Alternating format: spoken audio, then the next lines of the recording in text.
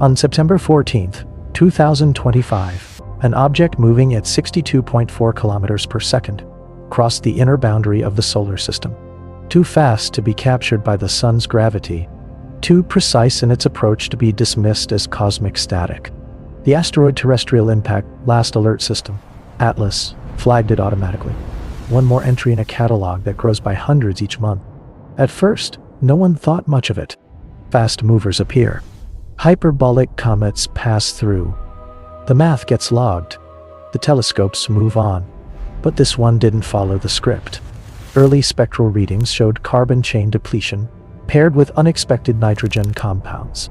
A chemistry profile that didn't match known comets, asteroids, or the two prior interstellar visitors we tracked. Its trajectory refused to round out into something comfortable. Its tail didn't behave the way solar wind should make it behave. And its arrival angle aligned too cleanly with the ecliptic plane, the orbital disk where planets live. 1 in 20,000, the initial model said. Not impossible, just unlikely. This matters now because the observation window was always closing. Within months, the object's angle relative to Earth would degrade beyond high-resolution spectroscopy. Budget delays and instrument backlogs meant some data would arrive after it was already gone. Every day that passed was a day we couldn't get back. Before we go deeper, hit like, subscribe, and tell me where you're listening from, because this story is still unfolding, and the implications reach further than you might think. At first, it was logged as routine. Another fast mover. Another catalog entry. But then the numbers kept tightening. The chemistry kept refusing to fit. And quietly, in observation logs and private emails, a question began to surface. One that no one wanted to ask out loud. This is 3I Atlas. This is not science fiction. This is September 2025. Chapter 1. September 14th. Detection at the edge. The alert came through at 4:17 Universal Time. Atlas operates in the cold hours. 4 telescopes spread across 2 Hawaiian mountaintops, scanning the sky in methodical sweeps, hunting for anything that moves against the background stars. Asteroids, comets, anything on a collision course with Earth. The system was built to save us from extinction events we'd never see coming. It was not built to discover visitors from another star. But that's what it found. The object appeared as a faint streak in a 30-second exposure, a smudge of light shifting position relative to the fixed stars behind it. The software flagged it immediately. Moving object. High apparent velocity. Preliminary orbit. Hyperbolic. Hyperbolic orbits are open-ended. They don't loop back. They come from somewhere far away, swing past the sun, and leave forever. Most objects in the solar system have elliptical orbits, closed loops bound by gravity. Hyperbolic objects are visitors. They pass through once and never return. The alert triggered an automatic follow-up sequence. Within 6 hours, 3 other observatories confirmed the detection. Pan-STARRS in Hawaii, Detonaway. The Catalina Sky Survey in Arizona. A research telescope in Chile that happened to be pointed at the right patch of sky. Each one added data points. Position. Brightness. Motion vector. .co. By midday, the Minor Planets Center had enough observations to compute a preliminary orbit. The numbers were uncomfortable from the start. Heliocentric velocity. 62.4 kilometers per second relative to the Sun. For context, Earth moves at 30 kilometers per second OL. The fastest natural objects we'd ever measured, long-period comets falling in from the Oort cloud, rarely exceeded 50. This was faster. Not impossibly so, but noticeably so. Eccentricity, 137. Anything above 1 is hyperbolic. The higher the number, the more open the trajectory. This wasn't just unbound, it was decisively unbound. If you plotted its path, it looked like a sharp parabola punching through the solar system, barely bending as it skimmed past the sun. Inclination, 4.2 degrees, relative to the ecliptic plane. That's the flat disk where planets orbit. Most comets come in at random angles, 30 degrees, 60 degrees, sometimes nearly perpendicular. The solar system is a flat disk embedded in a spherical cloud of debris. Objects falling in from the Oort cloud should come from any direction with equal probability. 4.2 degrees was almost flat, almost aligned, almost as if it had entered the solar system along the same plane where planets formed billions of years ago. Not impossible, just improbable. One researcher later described it as arriving like a car merging onto a highway instead of dropping from an overpass. By evening, the object had a temporary designation, A2025 R14. The A stood for asteroid, though no one was confident about that classification. It was moving too fast to be a normal asteroid. It might be a comet, but there was no visible coma, no cloud of gas and dust that comets usually develop as they warm up near the sun. It was small. Brightness measurements suggested a diameter somewhere between 200 and 400 meters, roughly the size of a large stadium. Big enough to cause regional devastation if it hit Earth, but not big enough to end civilization. Fortunately, its trajectory would carry it no closer than 1.1 astronomical units from Earth, about 40 million kilometers. Close in cosmic terms, safe in practical terms. Still, something felt off. Dr. Elena Voss, an orbital dynamicist at the Jet Propulsion Laboratory, was among the first to notice the alignment issue. She ran the numbers 3 times, checking for errors, checking for bias in the observation geometry. The result held. If you take a random trajectory coming from interstellar space, she later explained in a private email, the odds of it aligning within 5 degrees of the ecliptic are roughly 1 in 20,000. Not impossible. But if you're seeing 1 in 20,000 odds, you start asking whether your assumptions are wrong. There were 2 ways to interpret the alignment. Either it was a statistical fluke, the universe rolling dice and landing on an unlikely number, or there was something about the object's origin that made ecliptic alignment more probable. Maybe it came from a nearby star system with a planetary disk oriented the same way as ours. Maybe it was debris from a planetary collision, ejected along the plane where planets naturally form.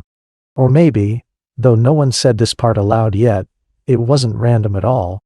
By the end of September 14th, the object had been observed by 11 different facilities.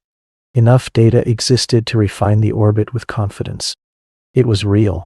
It was hyperbolic. And it was moving through the inner solar system on a trajectory that would carry it past the sun and out into an interstellar space within 8 weeks. If anyone wanted to study it closely, the clock had already started. The first spectrum was taken that night by the Gemini North Telescope on Mauna Kea. Spectroscopy splits light into its component wavelengths, revealing the chemical fingerprints of whatever's reflecting or emitting that light. For comets, you expect to see water vapor, carbon monoxide, carbon dioxide, simple molecules baked out of ice as sunlight warms the surface. For asteroids, you expect silicate minerals, sometimes metals, sometimes organic compounds. The spectrum of a 2025 R14 showed none of the usual patterns. There was carbon, but not in the expected molecular chain. There was nitrogen, but bonded in ways more common to industrial chemistry than natural ice. There was almost no water signature, unusual for something moving fast enough to be a comet. And there was a faint but persistent absorption line near 580 nanometers that didn't match any common solar system mineral. The astronomer who took the spectrum, Dr. Yuki Tanaka, stared at the data for 20 minutes before saving the file. He didn't write an alert. He didn't call anyone. He just labeled it non-standard composition and flagged it for follow-up. Sometimes in science you see something that doesn't fit, and your first instinct isn't to announce it. Your first instinct is to assume you made a mistake. Maybe the calibration was off. Maybe the sky wasn't as clear as you thought. Maybe the object passed through a region of space with unusual dust that contaminated the signal. You don't claim an anomaly until you've ruled out every boring explanation. But the data kept coming in, and the boring explanations kept failing to fit. By midnight, universal time, the object had a preliminary light curve, a graph of how its brightness changed over time. Most asteroids tumble as they move, causing their brightness to fluctuate as different surfaces rotate into view. The tumbling period can tell you about the object's shape and spin rate. A 2025 R14's light curve was almost flat, barely any variation at all. That suggested either a nearly spherical shape or a rotation axis pointed directly toward Earth. Both were possible. Neither was particularly likely.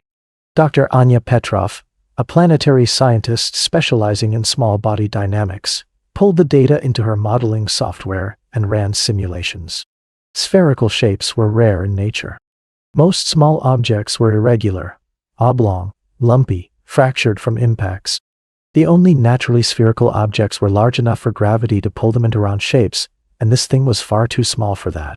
Unless it wasn't natural. She deleted that thought from her notes. Elsewhere, in a group chat used by a dozen comet researchers, someone posted the preliminary spectrum. Another researcher replied, "Is this thing outgassing or not? Because if it's a comet, where's the CN band?" Cyanogen, CCNA, is one of the most common molecules in comet atmospheres. It fluoresces brightly in sunlight, creating a characteristic emission line that shows up in nearly every comet spectrum ever taken. If A2025 R14 was a comet, even a faint one, the CN band should be visible. It wasn't. Someone else replied, "Maybe it's dormant. Some comets run out of volatiles. At 140 from the sun, that's warm enough to sublimate water. If it's got any ice left, we should see something. Maybe it's an asteroid then." Asteroids don't move at 62 kilometers per second on hyperbolic orbits. The conversation ended there. No conclusions. Just data points that didn't quite fit together. By the end of the first day, A2025 R14 had been observed by more than 24 facilities. Its orbit was refined to within a few thousand kilometers. Its brightness was measured in 4 different filters. Its spectrum had been recorded twice, with consistent results. It was real. It was strange. And no one knew quite what to make of it yet. Somewhere in the Pacific, dawn was breaking over the Atlas telescopes. The system had already moved on to the next patch of sky, hunting for the next potential threat. The software didn't care about mysteries. It cared about trajectories that intersected Earth's orbit. A 2025 R14 was not a threat. Its closest approach to Earth would occur in mid-October, passing at a comfortable distance. No danger. No urgency. Just an object moving through the solar system slightly faster, slightly stranger, and slightly more aligned than it should have been. The numbers kept tightening. And quietly, without anyone saying it aloud, the question was already forming. What are we actually looking at? This is not science fiction. This is September 14th, 2025. Chapter 2. September 18th. A trajectory that shouldn't hold. 4 days after detection, the orbit had been refined 63 times. Every new observation narrowed the uncertainty. Every position measurement shaved another fraction of a degree off the error bars. By September 18th, the orbital elements of a 2025 R14 were known with enough precision to project its path backward through space for thousands of years. That's when the trajectory became a problem. Dr. Marcus Webb, an astrodynamics specialist at the European Space Agency, was the first to run the backtracking simulation. Standard procedure for any interstellar object. You take the current trajectory, reverse it, and trace where it came from. Most hyperbolic objects point back toward blank regions of space, no nearby stars, no obvious source. They're debris from stellar systems so distant and ancient that tracing their origin is impossible. Webb expected the same here. He entered the orbital parameters, set the simulation to run backward 50,000 years, and went to make coffee. When he returned, the trajectory was still on his screen, but something about it looked wrong. It wasn't pointing toward empty space. It was pointing towards something. Not a star. Not exactly. But a region of space where proper motion surveys had detected a high concentration of rogue planets, massive objects ejected from their birth systems, drifting alone through interstellar space. The trajectory didn't intersect any specific object, but it passed through that region approximately 18,000 years ago, give or take 3,000 years depending on uncertainties in the object's velocity and gravitational perturbations along the way. Webb stared at the screen. Then he ran the simulation again with slightly different parameters. Same result. He ran it a third time, adjusting for the maximum plausible error in the trajectory. Still pointed at the same region. Statistically, it meant nothing. Space is vast. Pointing toward a region of interest doesn't imply origin. You could draw a line in any direction from the solar system and eventually intersect something. But combined with the ecliptic alignment, it added another small weight to the growing pile of coincidences. Webb saved the file and didn't mention it to anyone yet. Elsewhere, Dr. Voss at JPL was running a different kind of analysis. She wasn't looking backward. She was looking at the geometry of the current approach. Most interstellar objects enter the solar system from random directions. Some come from above the ecliptic plane, some from below, some from the side.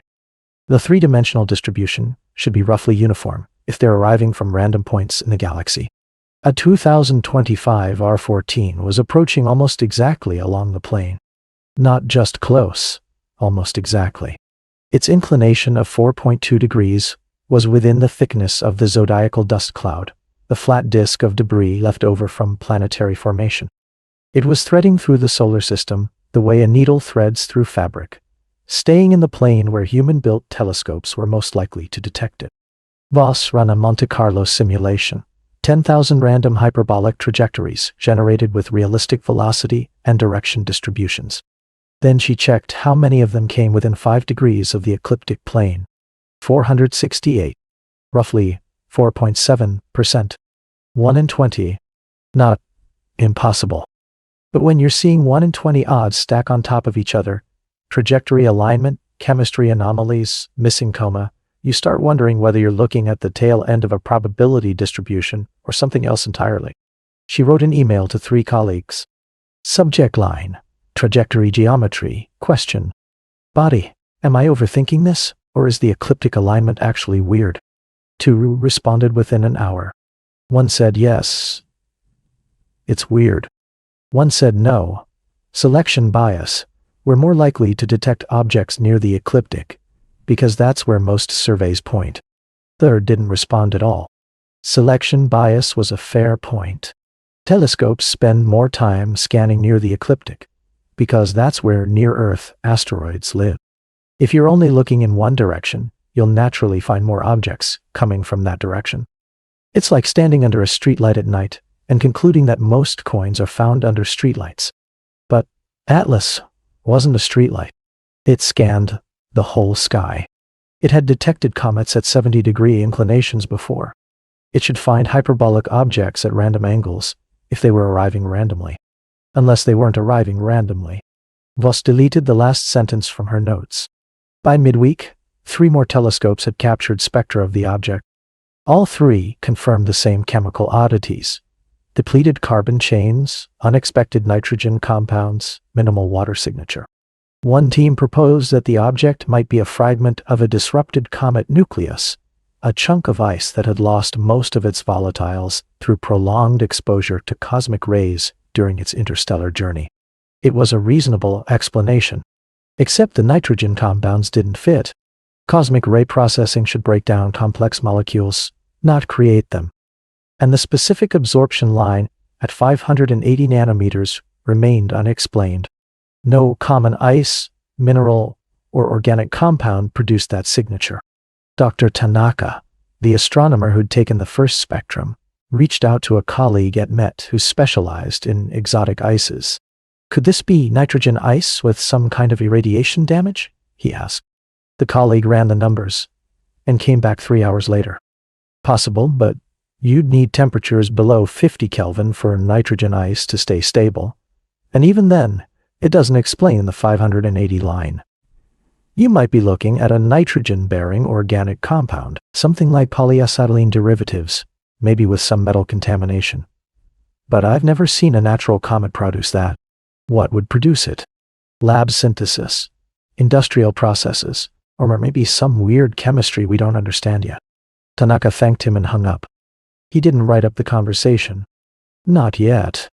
On September 18th, the International Astronomical Union officially redesignated A 2025 R14 as C 2025, R14, changing the prefix from a 4-star to C for comet.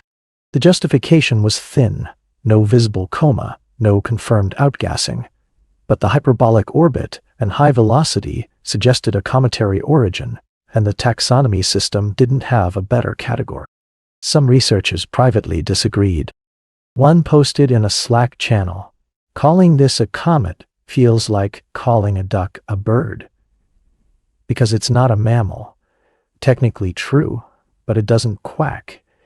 It doesn't swim, and it doesn't have feathers." Someone else replied, "What else are we supposed to call it? I don't know, but I don't think comet is right." The conversation moved on. That evening, a small team at the Very Large Array in New Mexico pointed their radio dishes toward the object.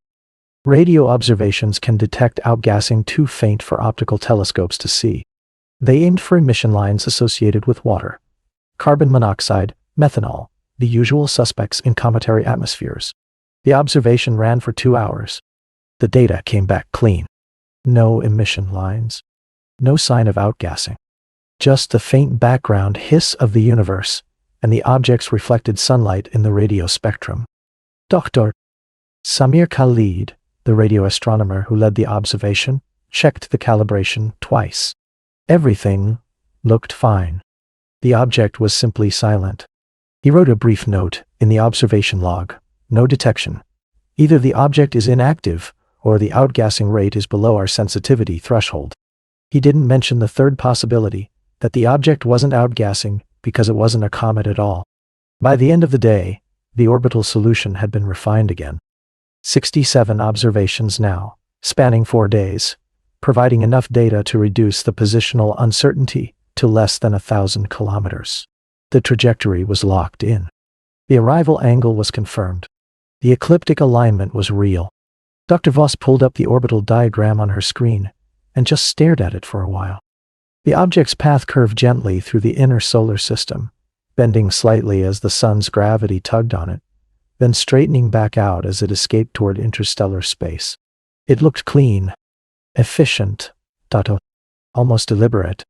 She shook the thought away. Trajectories don't have intent. Objects don't choose their paths. Gravity is deterministic. You plug in the initial conditions: position, velocity, mass, and the math spits out a unique solution. There's no room for choice. No room for purpose. And yet, she ran one more simulation. This time, she asked the software to calculate the observation probability. The chance that an object on this specific trajectory would be detected by Atlas during a routine sky survey. The answer came back, 87%.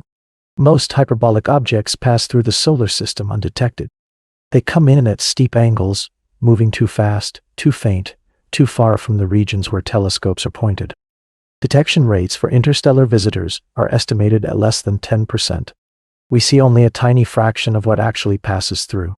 But this object, this one, had entered on a trajectory that gave it an 87% chance of being detected. Voss closed the simulation without saving it. Outside her window, the California sky was deepening into dusk. Somewhere out there, 40 million kilometers away in closing, an object the size of a stadium was moving through space at 20 times the speed of a rifle bullet. Silent, strange, almost impossible to classify.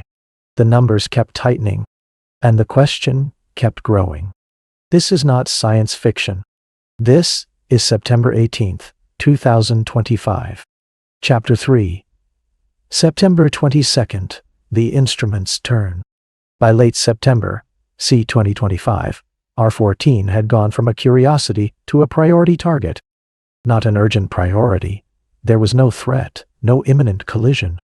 But the word had spread through the small, interconnected community of planetary astronomers and comet researchers.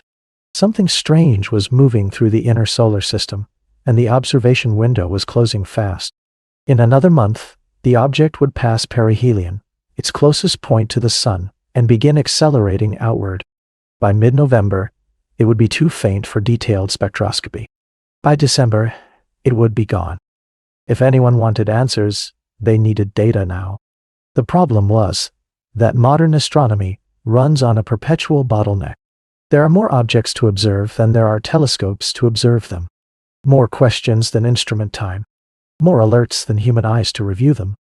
The Atlas system alone generates hundreds of detections per night. Most are known asteroids. Some are new discoveries. A handful are worth investigating further. But investigating requires follow-up, and follow-up requires time on large telescopes, and large telescope time is rationed like oxygen on a space station. Dr. Voss submitted a director's discretionary time request to the WM Keck Observatory on September 19. DDT requests are reserved for transient events, supernovae, asteroid impacts, anything that won't wait for the normal proposal cycle. She made the case that C2025 R14 qualified. Hyperbolic trajectory. Unusual chemistry. Potential interstellar origin. Closing observation window. The request was approved, but not immediately. The Keck telescope was already committed to a multi-night observing campaign studying exoplanet atmospheres. Another team had DDT approval to observe a newly discovered Kuiper Belt object.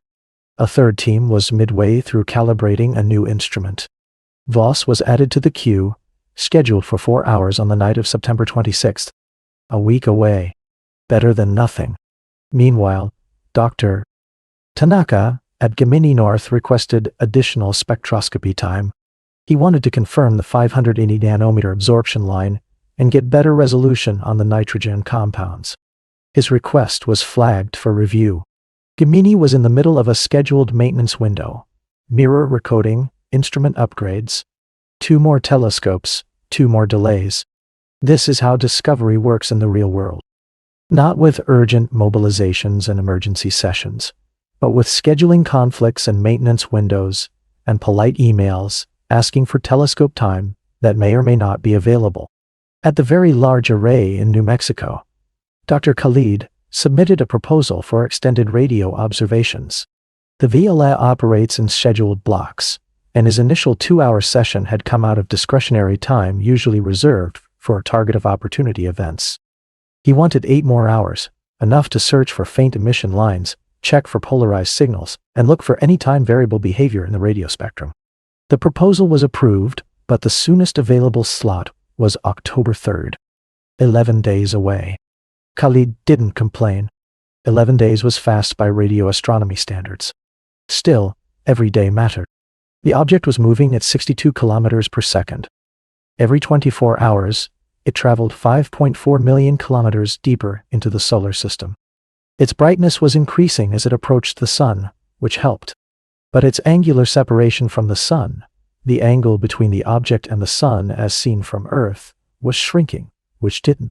Soon it would be too close to the sun's glare for optical telescopes to observe safely. The window was closing. On September 22nd, the Pan-STARRS telescope in Hawaii captured a high-resolution image of C2025 R14. Pan-STARRS is designed for wide-field surveys, not detailed imaging, but it has excellent sensitivity and can detect faint details that smaller telescopes miss. The image showed the object as a tiny point of light, slightly elongated, with no visible coma or tail.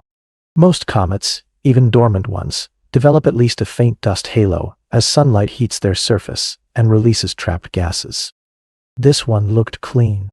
Sharp, but almost pixel perfect.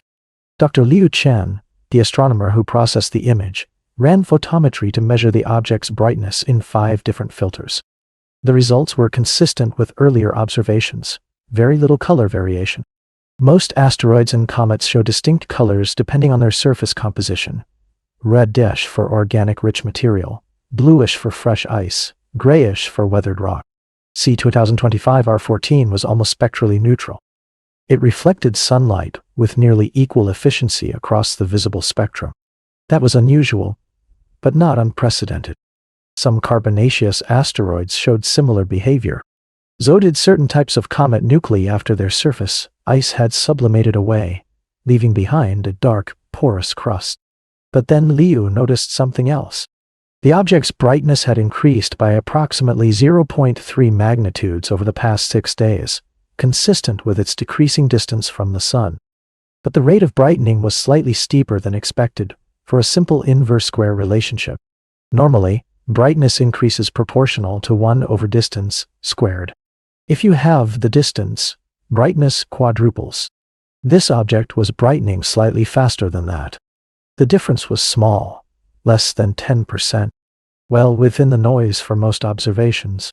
But Pan-STARRS had excellent photometric calibration, and Liu trusted the data.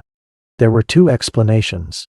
Either the object's surface was becoming more reflective as it warmed, perhaps frost sublimating to reveal a brighter layer underneath, or the object was actively venting material, creating a faint coma too diffuse to see in images, but bright enough to diffuse to see in images, but bright enough to boost the overall brightness. Liu wrote both possibilities into his observation notes and flagged the data for follow-up.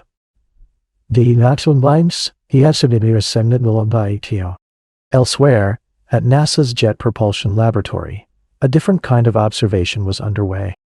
The Goldstone Solar System radar, a massive 70-meter radio dish in California, was being prepared to ping the object.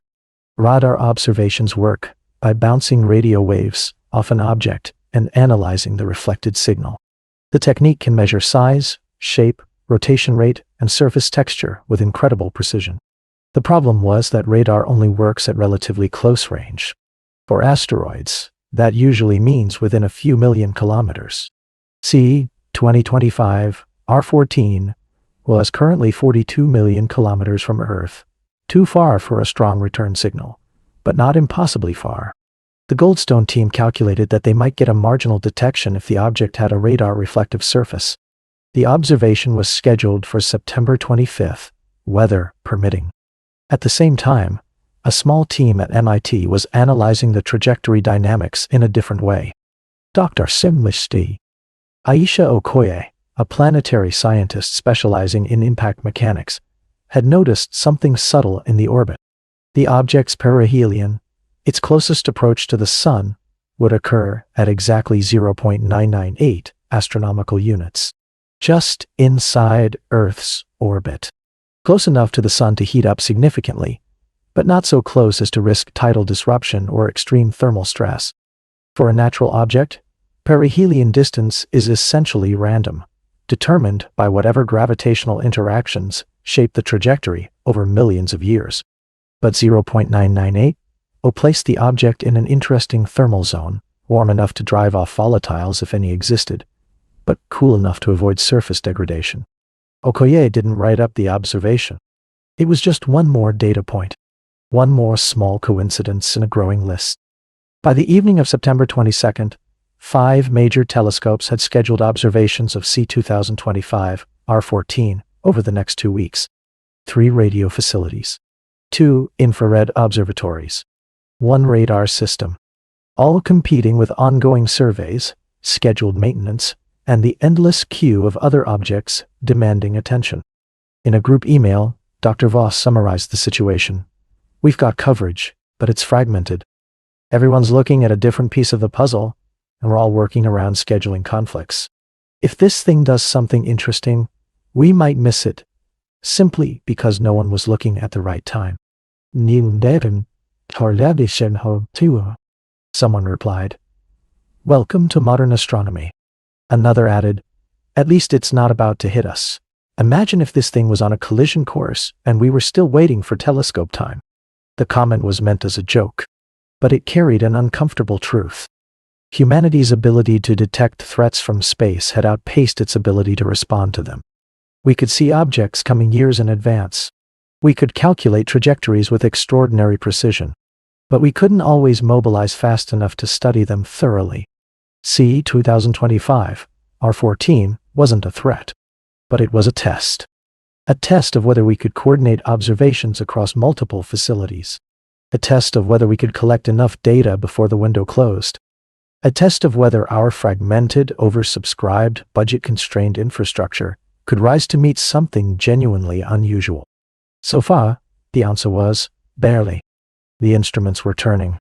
Slowly. Carefully. On schedules dictated by maintenance windows and proposal deadlines, and the quiet reality that discovery doesn't happen on demand. The object kept moving. Silent. Strange. Indifferent to human schedules. And the clock kept ticking. This is not science fiction. This is September 22nd, 2025.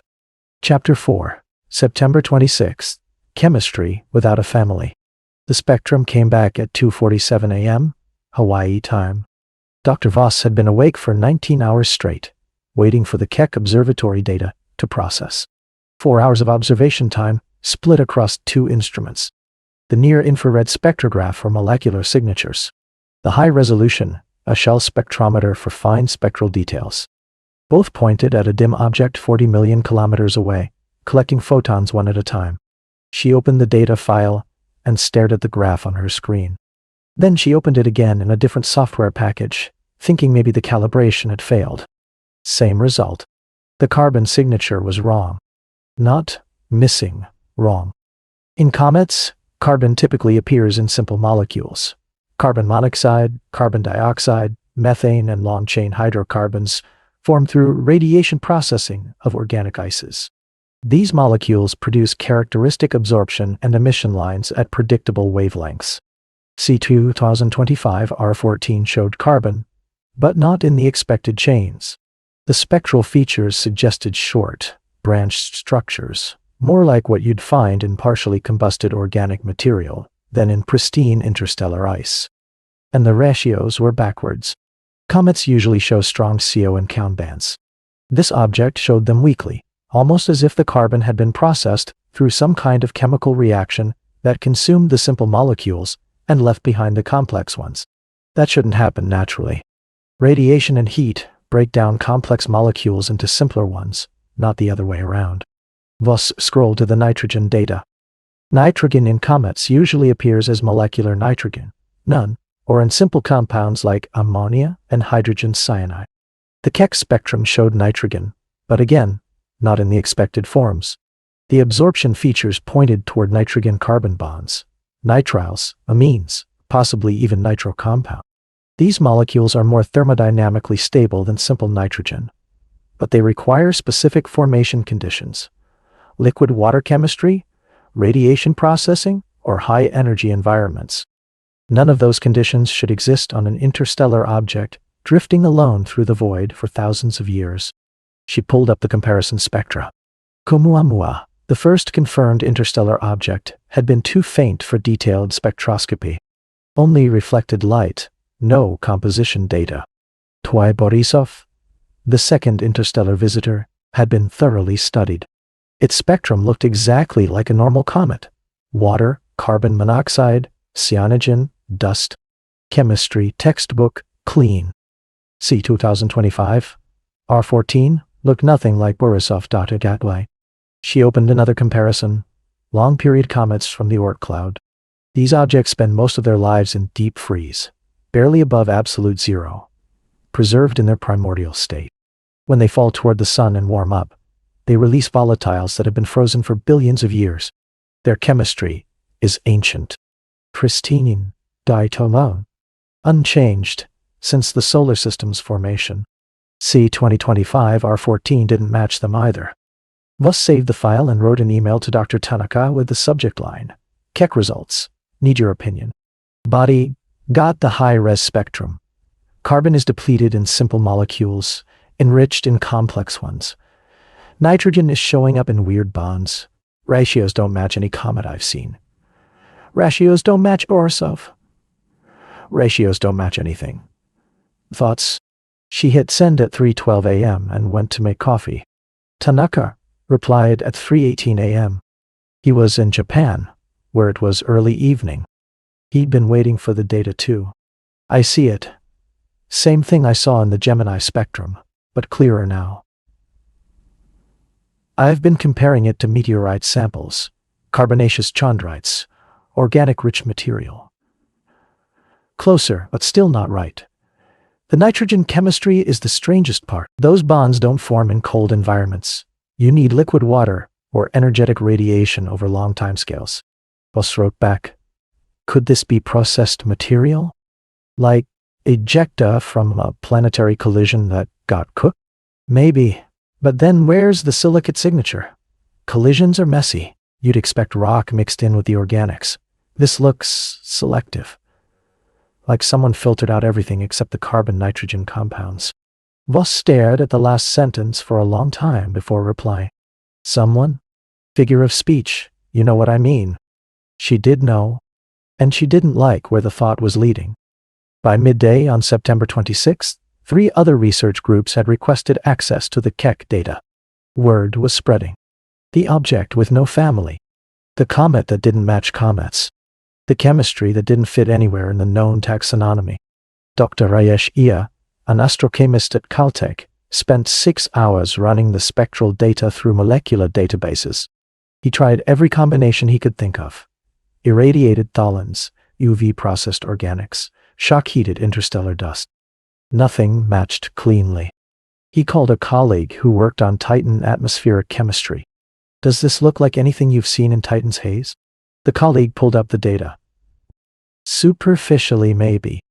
Titan has complex nitrogen-carbon chemistry driven by methane photolysis in the upper atmosphere. But your ratios are different. And Titan's chemistry happens in a thick nitrogen atmosphere with constant UV input. This thing has been in vacuum for who knows how long. There's no energy source to drive this kind of chemistry. Unless it had one once. Unless it had one once, the colleague agreed. But then you're talking about an object that was chemically processed in some active environment, and then ejected into interstellar space. That's a very specific scenario. Iyer thanked him and hung up. He opened a blank document and started writing notes. Not a paper, just thoughts. Hypotheses that felt too speculative to